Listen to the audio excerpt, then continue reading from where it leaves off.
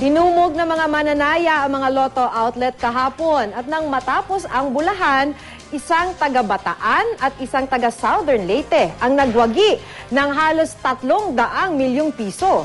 Makibalita tayo kay Katrina Aquino ng GMA Dagupan. Ganito ang eksena sa mga Lotto outlet sa Dagupan, Pangasinan kahapon. Tila mga tumataya at nagbabakasakaling maging instant milyonaryo. Nitong Lunes kasi hindi tinamaan ng mahigit 270 million pesos na jackpot prize ng Grand Lotto 655. Kita ko nga po wala pang nakakabunot ay nakakakuha. Baka sakali ako pong makakuha.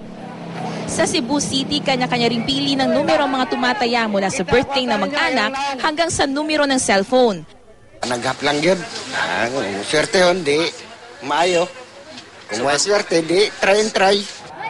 Pagsapit ng bulahan kagabi, inanunsyo ang tumataginting na jackpot na 299,897,496 pesos. Tinamaan ito ng dalawang maswerteng tumaya ng winning number combination na 25, 52, 26, 5, 49 at 17.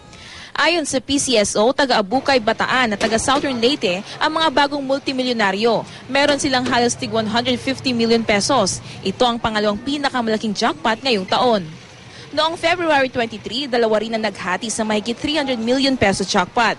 Ang pinakamalaki namang Lotto jackpot sa kasaysayan ng bansa na 741 million pesos, tinamaan ng isang balikbayan noong November 2010. Katrina Aquino, Nagbabalita, Pilipinas.